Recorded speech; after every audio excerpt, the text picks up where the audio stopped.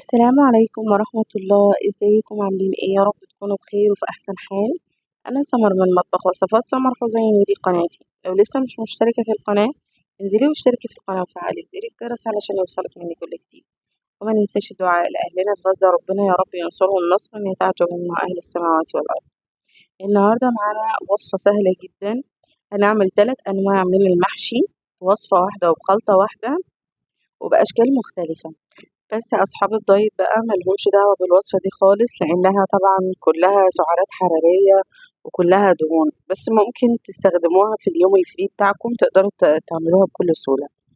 النهاردة هنعمل مع بعض الممبار، وهنعمل طاجن ورق العنب، وهنعمل الكوسة المحشية.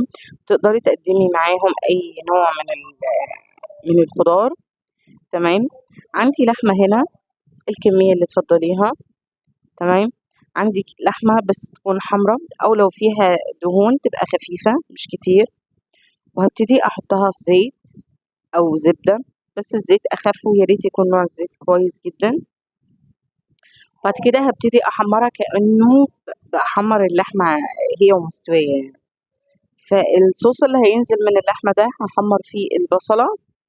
المادة اللي بتنزل من اللحمة دي أو الصوص اللي بينزل من اللحمة بيطعم معايا طعم البصل جدا، بيدي نكهة حلوة جدا للحشوة بتاعة المحشي نفسها، وبتدي طعم حلو جدا.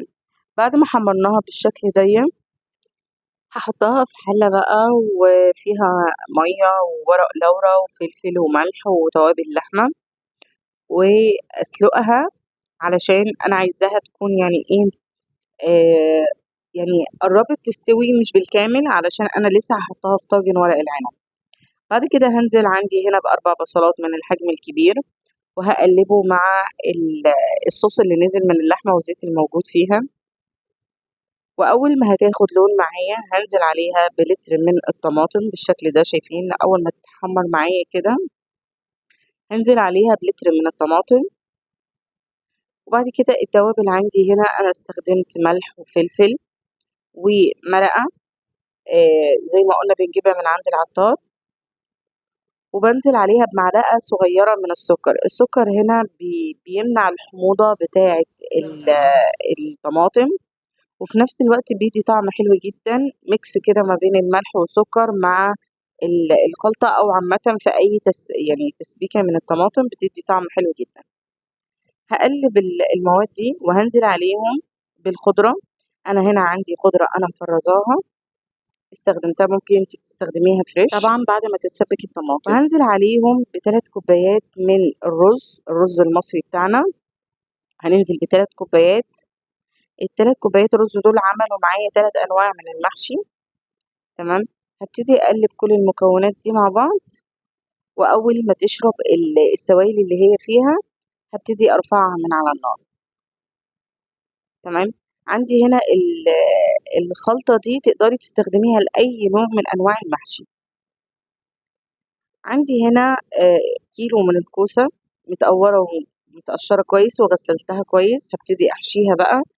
الحشوة هنا تبقى نص الكوسة، علشان خاطر الرز معايا مش مستوي، فأول ما هحطها في الشوربة هتبتدي تنفش، فالخلطة كلها هتخرج من الكوسة، وبعد كده ممكن تخلي الكوسة إن هي شكلها يعني تفتح معايا هي وبتستوي، يبقى شكلها مش لطيف، والخلطة الرز كلها هتخرج منها. هحشي بالشكل ده وهخلص كل الكمية اللي معايا دي. بعد كده هنبدأ نحشي الممبار معانا بالشكل ده. عندي الممبار بكون غسله حلو جدا ومنضفاه، ببقى نقعاه في محلول ملح، مية وملح. عندي هنا شايفين عندي إزازة أنا قصيتها بالشكل ده، وأخدت الجزء اللي من فوق علشان أعرف أحشي بيه الممبار زي ما انتوا شايفين كده.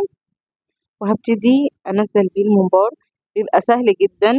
ولو انت عندك القمع اللي بيحشوا بيه الممبار يكون اسهل، بس انا مش عندي، فهنا طبعا يعني لازم نتصرف. فانا استخدمت ازازه وقصيتها بالشكل ده، وابتديت احشي بيها الممبار. هتبتدي توزعي الرز بالشكل اللي انت شايفاه ده. وبعد كده يعني بوزع الرز بالشكل ده علشان خاطر كل الرز يتوزع معايا في الممبار، عشان لما يجي يستوي يبقى الرز متوزع حلو جدا، لان اول ما هينزل في الشوربه هينفش جدا معايا. فلو انا مش موزعه الرز بالشكل ده اول ما يدخل الشوربه هيبقى متكون في مكان واحد بس. هنخلص مع بعض كل الكميه دي، بعد كده هنبتدي نحشي ورق العنب. خلصنا كده هنا كل الكميه. نيجي بقى لحشوه ورق العنب. هنفرد عندي طاجن. انا طبعا الاول كنت حطاهم في الحله بس حولتهم في الطاجن. عندي طاجن فردت في ارضيه الطاجن من تحت بصل وطماطم واللحمه، وبعد كده حشيت ورق العنب وحطيته فوق منهم. عندي هنا كيس بتاع الاكل، الكيس بتاع التلاجة يعني، بفرد عليه ورق العنب بالشكل ده، وابتدي احط الرز يا ريت توزعيه بالتساوي. تمام. والرز ما تكترهوش قوي علشان شكل الورق العنب يعني ما يبقاش ضخم معانا. هنبتدي كده بسكينة بمعلقة، بطرف المعلقة، وابتدي ألف بالكيس بالشكل ده. هعمل معاكم واحدة تاني. عندي اهو الرز انا بحاول افرده على الورقة بالتساوي، وهبتدي اقفل جوانب الورقة بالشكل ده. ممكن هضغط عليهم بالاربع صوابع دول. هوريها لكم تاني. شايفين الاربع صوابع دول؟ بضغط بيهم على الكيس واسحب لبره. الطريقة دي منجزة جدا معايا، يعني بتعمل معايا كمية كبيرة جدا من ورق العنب بكل سهولة وبسرعة، بس أنا بحاول يعني أعمله بالراحة كده علشان انتوا تشوفوا الخطوات دي. عندي هنا الكوسة بقى، أنا هبتدي أحمرها الأول قبل ما أسويها بالشكل اللي انتوا شايفينه ده. هحمر الكوسة الأول. ده عندنا بقى في الصعيد احنا بنعملها كده، يعني احنا بنحمر الكوسة الأول قبل التسوية. أول ما بتاخد لون معايا بالشكل ده ببتدي أرفعها من على النار. عندي هنا مية فيها ملح وفلفل وتوابل لحمة وبصلة وورق لورا، وبنزل عليهم بالممبار. تقدري تحطيهم في حلة عادية وتسيبيهم يستووا على نار هادية، بس أنا هنا كنت عشان مستعجلة حطيتهم في حلة الضغط. تمام.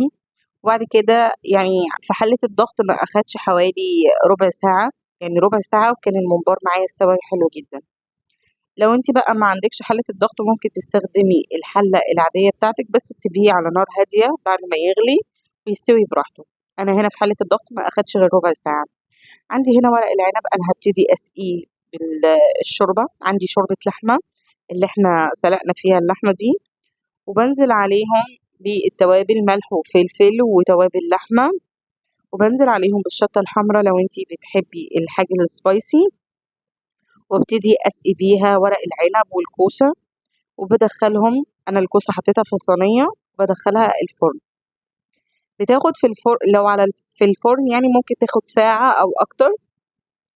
بعد ما استوى الممبار انا حمرته بالشكل ده، وده الشكل النهائي بعد ما خلصنا كل المحشي بتاعنا.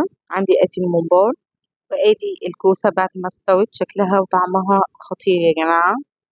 وادي عندي طاجن ورق العنب. ما شاء الله الطعم، الخلطة بتاعة المحشي رهيب. جربوا الوصفة دي ومش هتندموا. هبتدي اقلب طاجن ورق العنب عشان نشوفه مع بعض مستوي قد ايه. تمام. خدي بالك وانتي بتقلبي الطاجن ده، بلاش نعمل الحركات بتاعة التيك توك دي علشان هتجيبنا ورا يعني. تمام. ادي عندي شايفين الشكل مرسوم، شكله خطير جدا.